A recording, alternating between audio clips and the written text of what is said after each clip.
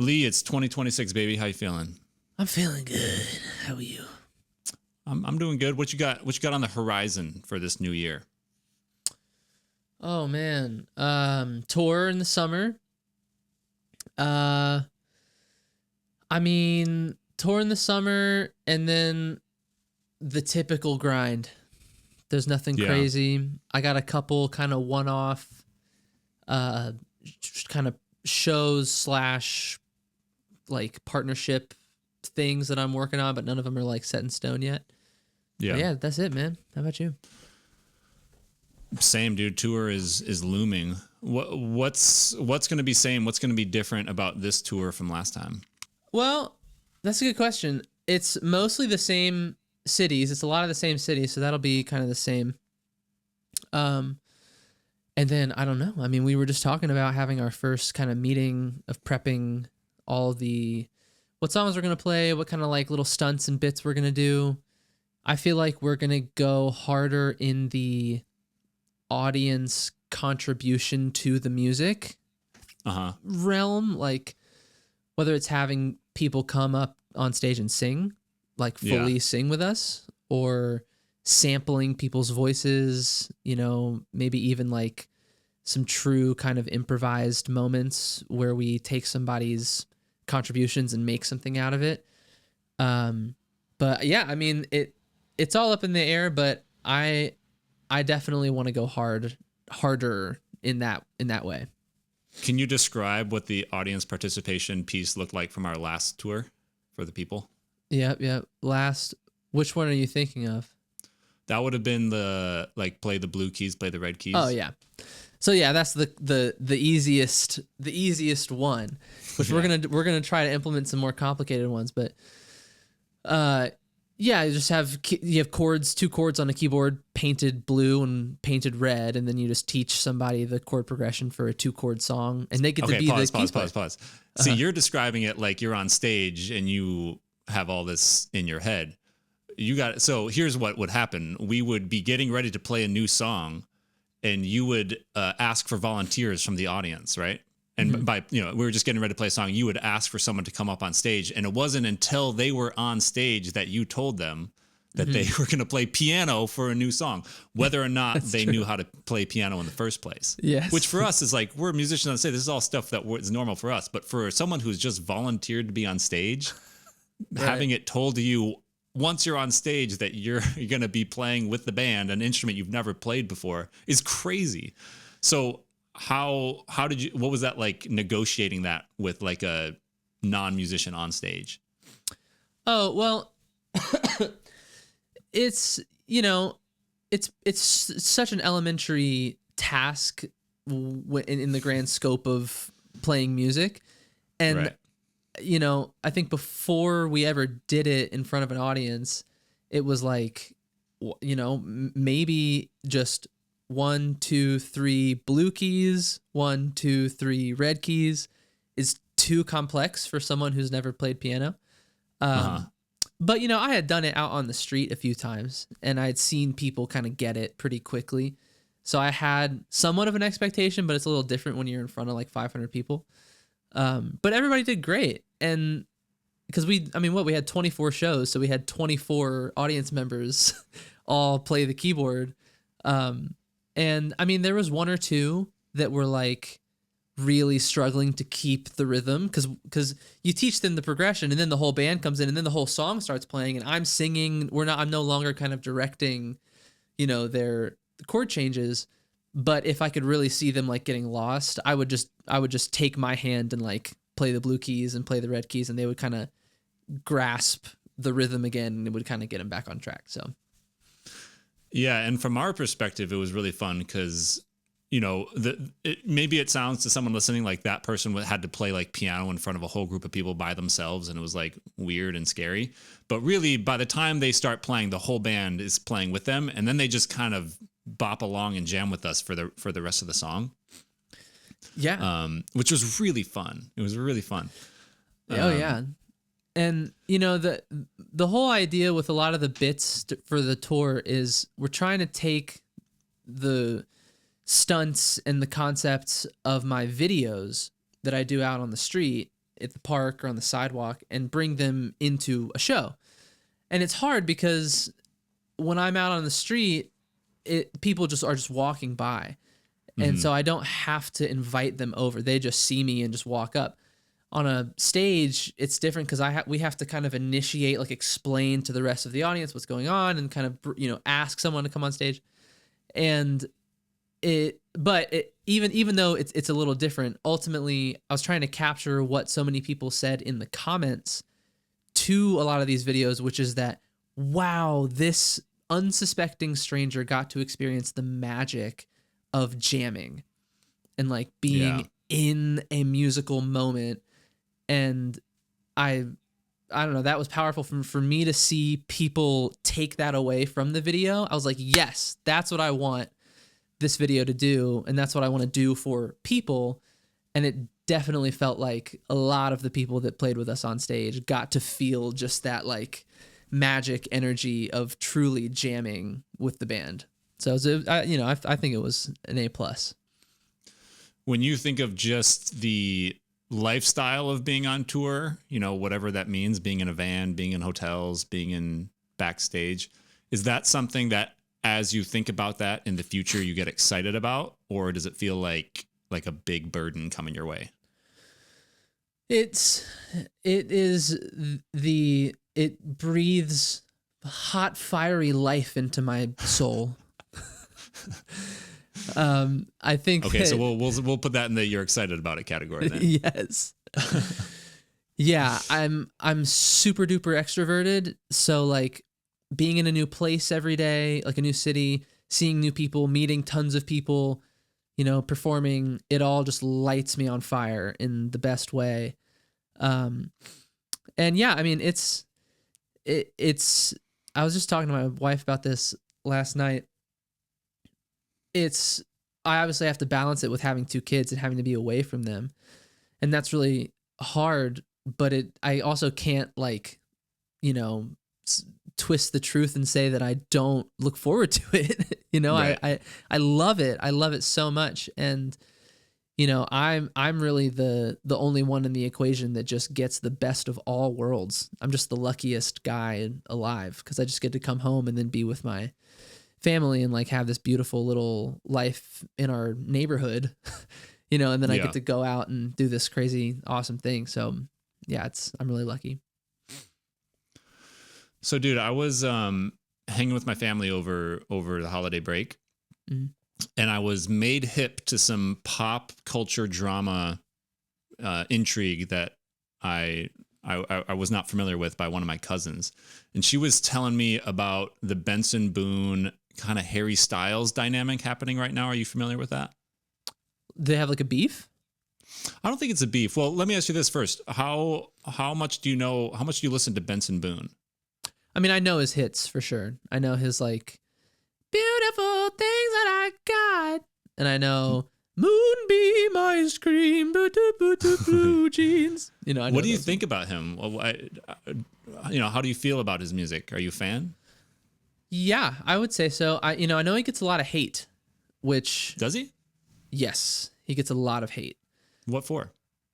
Just being like a boring kind of recycled, like not exciting, just kind of stock, like Ken Barbie doll pop star.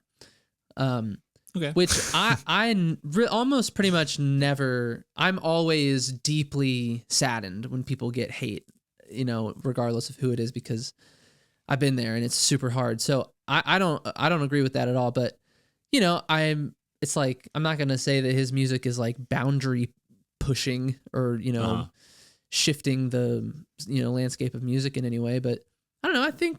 I think Moonbeam Ice Cream is like a cool vibe, and it's fine.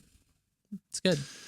Yeah, apparently the dynamic is that Harry Styles, for whatever reason, hasn't been putting out much music recently. And in that gap, the Benson Boone stock has exploded. And I was just looking at both of them on Spotify, and their listenership is like the exact same. And apparently the kind of like hater take on all of this is that because Harry Styles has been out of the equation, that's left this opening that Benson Boone has filled. And once Harry Styles comes back, it's going to like cool off.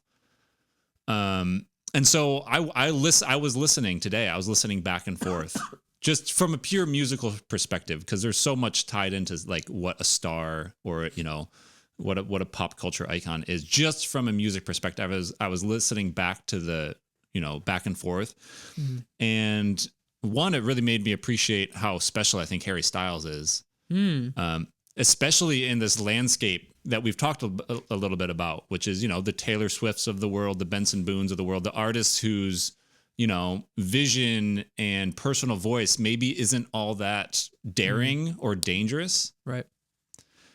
And Harry Styles, I really feel like has an organic like voice behind his music. You know, I feel like there's real true songwriting skill and talent in there. What do you think about Harry Styles? I agree. You know,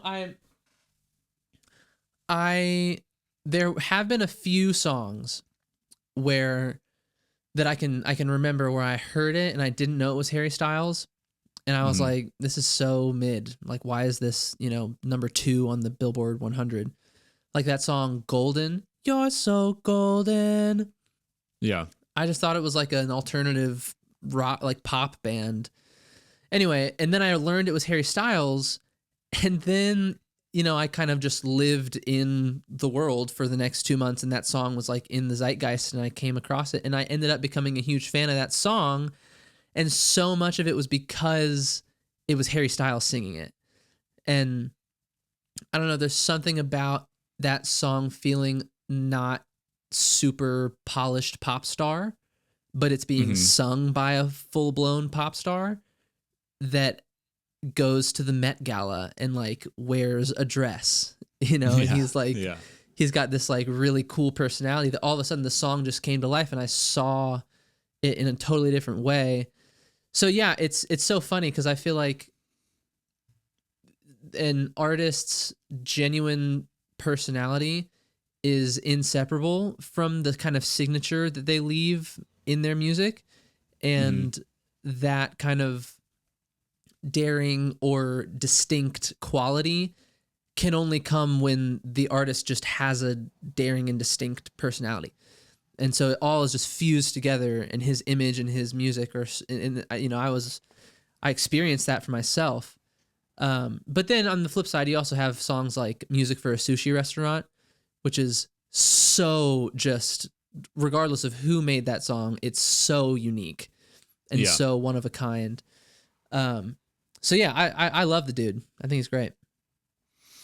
Yeah, when I think about him and Benson Boone, I think Harry Styles has a subtlety to him that's really interesting. Like his top song on Spotify is As It Was.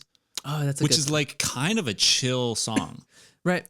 It's like got a very low ceiling on the energy level, but it just penetrates to your inner ear. Yeah, and with like a razor blade. It kind of takes a couple listens too. Like it doesn't have like a shot, like the kind of catchiness where it's like the first time you hear it, it's like you're singing it the rest of the day. You kind of have to live with it for a second. Yeah. And it's got sort of a quiet oddness to it that just, I think is really cool that it's as popular as it is. Cause I could see that song easily being buried in some big album and like, you know, only the true Harry Styles fans are like, dude, As It Was is actually a low key banger. And it's his top song, you know? You're describing my exact experience with a lot of his music. Yeah. And then, so I was listening to Benson Boone, and here's my potted description of what I think he's got, because I think he's a very talented singer. You know what he can do, and tell me if I'm wrong, because you are a singer, is he can kind of wail. Yeah, you exactly. know, he can rip, and that's really cool. And his sort of like recipe is to start a song that's very sort of vulnerable and soft and kind of mopey, you know, and then deliver like 30-40 seconds into the song with kind of like a ripping chorus. But what it doesn't have that I think that Harry Styles does is the earworm, just, oh, that melody could have only been that one thing. And that's how he wrote it. It's, you know, like you were saying earlier, it's a little bit more stock. Right. But he brings like a burn and a fire that, you know, maybe Harry Styles doesn't have.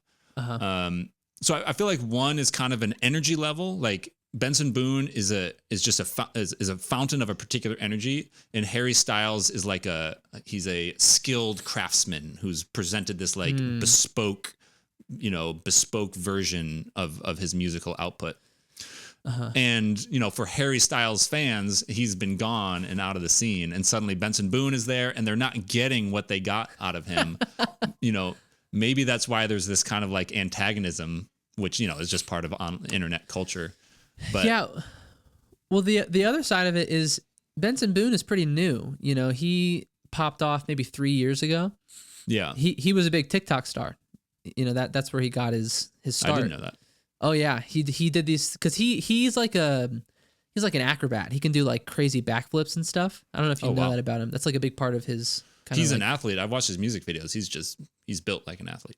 Yeah, it shows. He'll jump off of like huge platforms and do like a backflip and land it and like hit his high note. Like he's crazy, but he would like jump over things and into his camera, and right on impact, it would cut to like some grand shot of him like singing his chorus, and that's how those videos blew up like I've never seen before, and now he's like one of the biggest pop stars in the world. But Harry Styles has been a celebrity for like 12 years. You know what I mean? And he was in One Direction. And if you look at the first 3 years of One Direction, we might call that relatively stock and relatively, unexciting. So when you have a pop star like a Justin Bieber or a Harry Styles that like came to stardom in the most polished pop way, like a boy band, and then that era kind of ends and they're just set for life. They'll always be a celebrity. They've like had the most monumental impact that kind of a music artist can have. Then they just get to do whatever they want. They get to like explore their self-expression in a deeper way, and they just have an ocean of fans that'll just swallow up whatever they give them, unless it's like really bad. And so Harry Styles has been able to just go and make an As It Was, and it probably felt a little bit risky, but it's like it doesn't matter for him. He's Harry Styles. And I think Benson Boone is still trying to appease, the machine. Yeah. And I wonder in 10 years if Benson Boone might look a little deeper into himself and like challenge himself artistically a little more, and we might get some of these subtleties that you're getting from Harry Styles. Yeah, and you were mentioning a couple songs of his earlier that you like, and I can't say that even in his top 5 songs on Spotify, I don't feel like he's quite got that breakthrough earworm hit. They're good and they're almost memorable and stuff, but he doesn't have that song that is undeniable just in terms of catchy hook yet. I mean, what do you think? Do you think any of his songs are like at that sort of gold standard, this is a hit no matter who sang it level? Well, you could say that the Moonbeam Ice Cream thing has it, but I do think that the hook for that song is an interpolation of a famous song from the 80s. Yeah. It's it's so mystical, magical, baby. That song annoys me. But that's let's get physical. Yes. I think that whoever, I forget the artist that sang Physical, but they probably have a writing credit on the Benson Boone song. But I don't know, when I hear that song, I'm like, oh yeah, this sounds like a melody that could break through, and like be somewhat iconic. Mm-hmm. But partly maybe that's because it's familiar, because it was already an iconic melody, I don't know, but I could see that one being it. And, Beautiful Things, his first big, huge hit, numbers wise, it is that breakthrough sound. Yeah, but numbers wise, fine. But notes on the page wise, it's not. Right? It's a good song. It's not to hate on the song. It's holding it to an absurd standard, which is like, but are you Despacito? Well, but it's like a ballad, right? So it's more like, are you Hello by Adele. Yeah. You know? And musically, it's okay. This is my personal opinion. It's very good, but it's not. It's not that. And Yeah, I don't know. and here's the thing, his production is so good, and obviously the quality of the music is very high. It's not at all to be Right. trying to take a dump on this guy. But the production is so good and so mature and like interesting that every time I click on one of his songs and I start listening, I'm like, oh, this is going to be it. Like this is about to go really, really hard. And they're all good, but they all just kind of leave a little on the table where it's like, that was fine. But, it didn't have like the as it was kind of like depth of soul in it or something. I mean, again, though, I feel like you listen to early like Shawn Mendes or a lot of these pop stars in their early songs, even Ed Sheeran, and you get a lot of this kind of stock sound because they're fully appealing to teenage girls. Like that is the audience for a new boy pop star. And I think that the more like the less adventurous a melody is, it's kind of a balance. It needs to be familiar. It needs to feel like recognizable and digestible for like a mass teenage girl audience. And then once you kind of cross, and like in the Harry Styles world, not only is he reaching deeper into himself because he's been making music on a large stage for so long, but also his audience has grown up. So those teenage girls are now like 28 or 35. And so I feel like Benson Boone is still in that zone of like, he kind of would want things to be a little more stock because it like serves his audience better. So anyway, I don't know. That's kind of what I see. When you look at these artists, you're a male singer. You make pop music. You've got a huge audience on social media and a good listenership on streaming sites.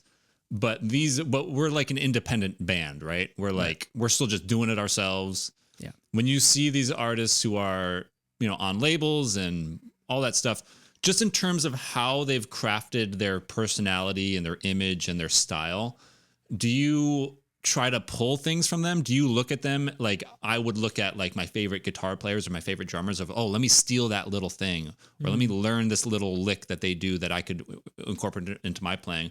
How do you see and build off of like the current most popular artists in your sort of category? That's a great question.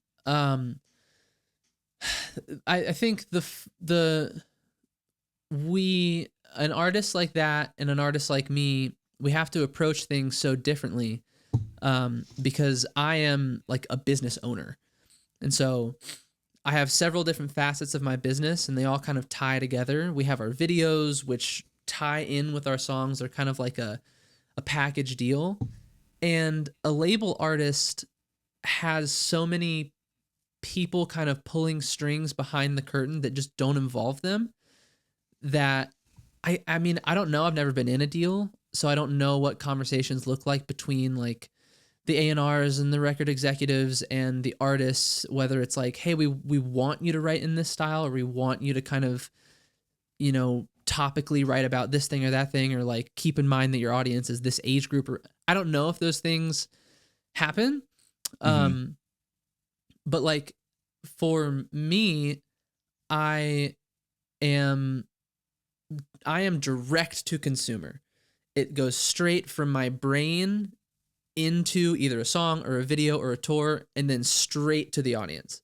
So there is no machine and there's no marketing strings being pulled about like putting me, like playing some kind of halftime show or like, getting an opening slot for the Jonas Brothers. Like, I don't have those things. So yeah, but what I want to know is less in but also less in a technical, like pragmatic sense, and more of like he dresses like that, or he shows up to that Paris fashion show in a dress, like you were saying earlier. Right. Do you ever let me ask you this. What pop stars have influenced you the most in your style? Not just how you dress, but like your musical style, how you communicate with the audience. What pop stars have been that for you? Well, I mean, this is kind of a silly answer, but one of my biggest influences as a performer is James Brown. Yeah. When I first started performing when I was like 20 in Nashville, I would watch his the Tammy show when he was on the Tammy show. It's like a 30-minute set. I would watch that before every show. I watched that all the time. Oh, I didn't even know that. Yeah. That was back when I was wearing my suspenders and like, you know, the dress shoes and everything. But I think today, I mean, Harry Styles is definitely one. Definitely one. I think modern day, I think he would be the number one influence style wise for me. But yeah, I think that's probably where I'm drawing influence is like, As It Was is just a great song. It's just great art. So I'm like, I'm consuming it and trying to make things that, you know, have that same magic. Yeah.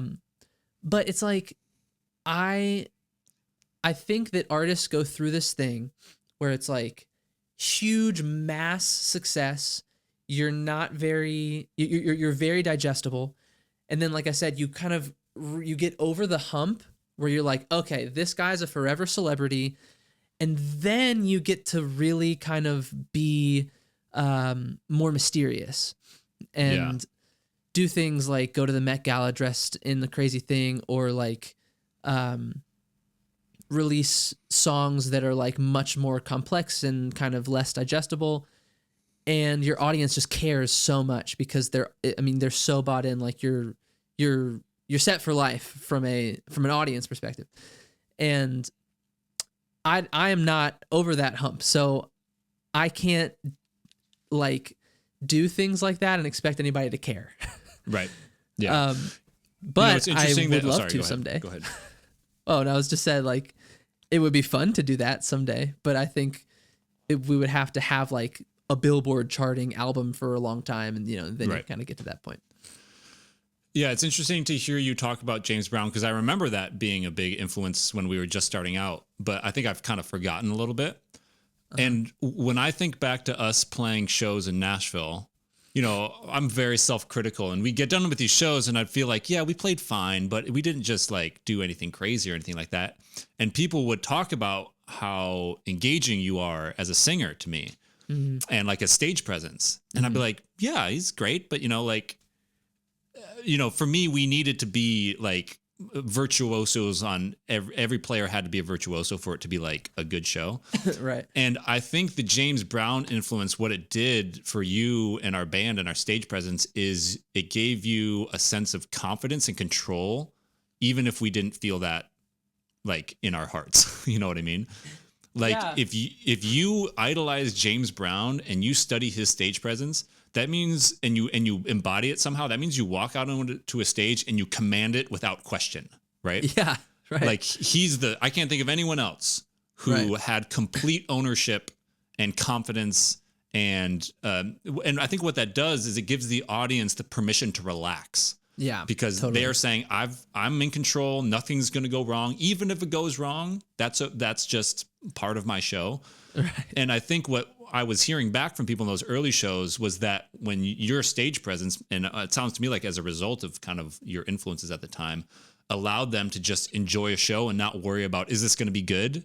Yeah. Or are they making a mistake? Is something going wrong? That James Brown influence gives this like backbone to our band that allows people to just enjoy the music, Yeah.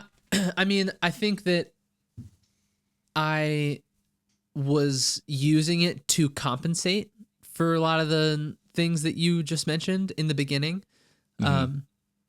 Because I would go too crazy on stage and lose control of my vocal part. Right. And I would lose control kind of like of the right pitch. And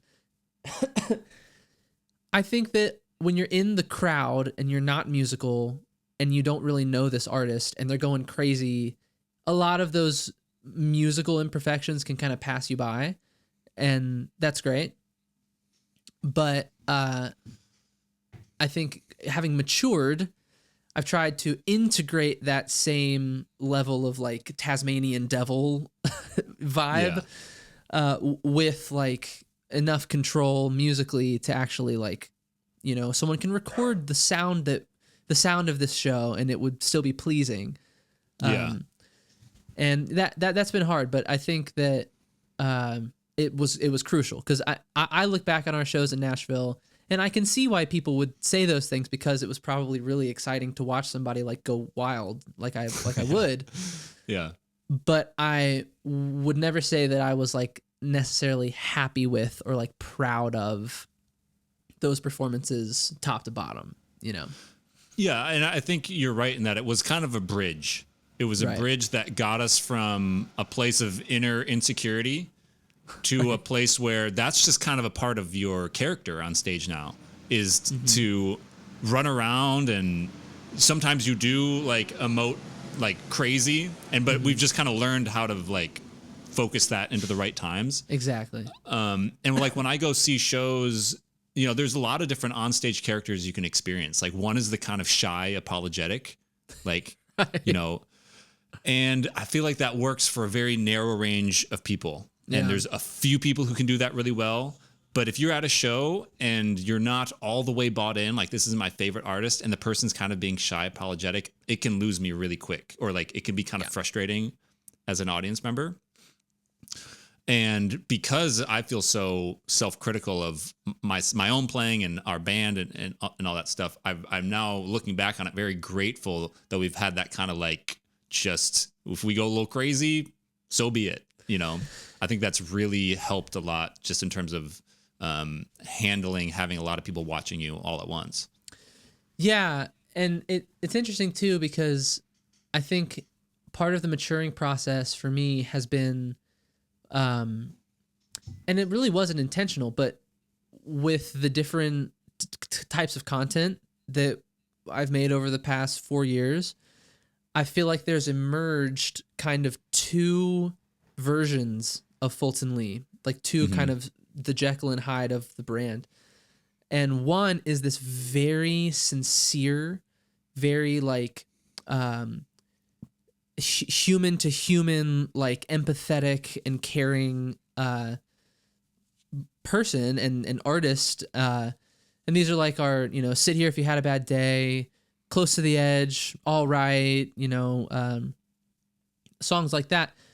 Or even songs like Sunrise that are like, if you listen to the lyrics, they're very much about, life and gratitude and love.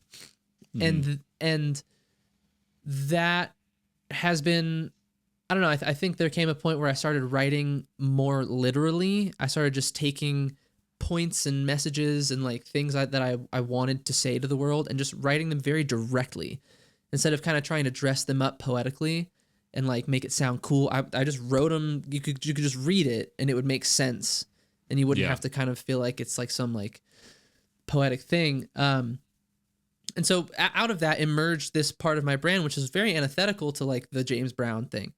But then you also have this, press button for the funk, songs like Lottery, songs like even like Till It's Over, which recently came out. Strawberry Lemonade, perfect example. And, the video was like Vibe With Me. And I play this kind of disco character that totally, has its roots in like a James Brown, Sly and the Family Stone kind of character. And I was recently talking with somebody who pointed this out to me, that like there are these two characters, and I think that has been important. And I think in our shows, we kind of weave in and out of those two characters, and it allows me to like have genuine connection and tap into like an emotional side with the audience and like create a bond. And then also, the next song is Be Somebody, and I get to go into a zone, that is like I've turned into like an alter ego, and I get to really like express just raw energy. And I think the being able to go back and forth between those things is so important. Dude, it's such a relief being on stage, knowing that this is going someplace other than where it is right now. Like, right, yeah, there's dynamics. It's like so dynamic. Because when you're watching a live band and it's kind of the same thing again and again and again, that's just Right. a risky spot to be in, because if you vibe with it, it's great. But if you don't, it could be tough. So, Lee, I want to end with this. I'm going to hit you with a hot take that, thinking about all of this pop star, Harry Styles, Benson Boone stuff, here's what it got me thinking. Yeah. I was wondering, who was the last mega pop star whose songwriting ability and musicianship I thought were at 100% deserving of the level of pop star that they were at? All right.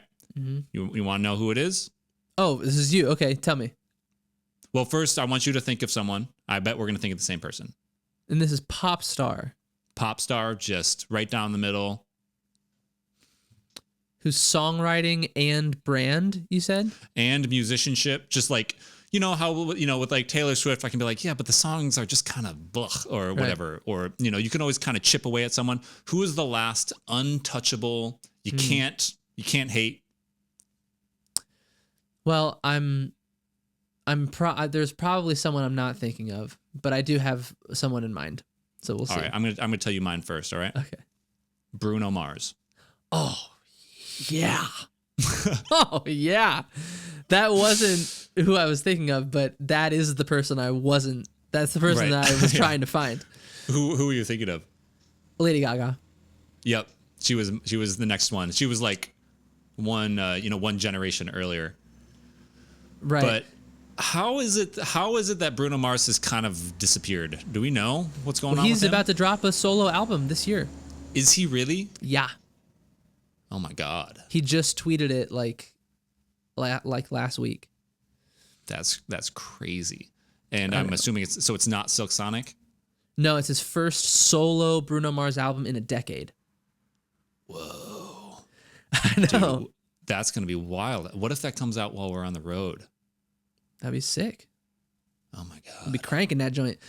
Yeah, you know, he's an artist that almost reminds me of the Beatles in the sense that like they grew up in front of you and their music changed so drastically because he started out with like, today I don't feel like doing anything, and like Grenade and that's songs actually like that. a great point. It's like the early kind of like 50s pop lollipop songs that the Beatles I want to hold did. your hand and stuff. Yeah. Yeah. You know, and then he kind of got into like, you know, songs like Treasure, dum, dum, that is what you are. And, you know, dude. But then he got into like the Boys to Men kind of like 90s R&B kind of sound, you know, with like Versace on the floor with 24 Karat Magic, and that's, I remember that album. I was like, oh my God, chunky. Dude, 24 Karat Magic is a god tier album. I mean, I can't. Yes, 100% agree. It's like one of the few things I can think that have been made in the last 15 years where you put it against any generation of music, it's just as good. It's incredible. So agree. And it's so interesting too because it's so evocative of a very specific era. Yeah. I guess he kind of pulls from a couple eras, but it's mainly like 90s R&B. But it does not feel like just a homage. You know, it feels like its own masterpiece. Yeah. Someone taking an older sound and modernizing it and making it sound cool and fresh and exciting. Oh, it's such a masterpiece. And you know what else, too? That there are moments in that album that are like objectively corny. Like really corny, but because he's so gifted as a singer, when you have chops like that, you can do anything. Yeah. Anything, and it just passes. It just flies right by people. And then you even talking about Silk Sonic, I don't you know, what do you even say? Right. What do you so even say? Then he goes to Silk Sonic, you know, that's like, to me, that's like his Sgt. Pepper's. You know, he's like, he's gone to this transcendent level, and it's crazy to watch the progression, but a new album, you know, I have no clue what direction he's going to go in. I don't either, and I'm really afraid that my reverie for his last couple projects is going to really skew how I see the next one. I don't know. It's interesting because he went from that like very basic, you know, pop song kind of guy to all the way through the journey up to Silk Sonic, which is so mature, like musically so mature. Yeah. And again, it feels like the same thing we were talking about earlier, where it's like, okay, he's reached forever celebrity status, so now he can just do what he really just wants to do. And he decided to make this really mature R&B sound, and I have a hard time imagining that he's gonna like revert back, to something less mature. So I have high hopes in him. He's one of those guys that. Yeah. So. I do kind of in my head hope that it's a stripped down, no matter what it is, kind of stylistically, or I hope it doesn't try to like be bigger, which from what you've described, it doesn't sound like it is, in terms of it being kind of a solo thing. And whereas Silk Sonic was a collaboration and they had all these, masters. I hope it's like, from an instrumental standpoint, I hope it's stripped back. That would be really exciting. That would be awesome. Dude, you know the song, When I Was Your Man? Yes. Oh, I remember I was like 14 and I was watching American Idol. Or maybe it was The Voice. And when they have like the grand finale, they'll have a bunch of like celebrities, pop stars come and like sing just as like entertainment. And it was the debut of When I Was Your Man. Like the song wasn't out yet. It was like coming out that night and he played it. And I remember being like, I have never, it was like the first time I appreciated songwriting. Right. As opposed to just like, oh, this is a great song. It was like, oh my God, that was like, the Sistine Chapel ceiling of songwriting. Dude, how about Locked Out of Heaven? Oh, oh my God, the Police influence on that. Yeah. It's another one where he's just like taking an era and just making it like, I don't even know, 3-dimensional, I can tell I'm going on a Bruno Mars bender here. Oh gosh. I'm glad we talked about this because I haven't thought about Bruno Mars in a long time. I love remembering that artists exist. Yeah. Because especially someone like him. Yeah, someone like that where like I know all their songs, but I haven't heard them in like 4 years, and I just get to go back and the dopamine rush is like unmatched. Yeah. All right, let's wrap it up, baby. All right, bro. Be good, man. I'll catch you next week. All right, brother. Peace out. See you.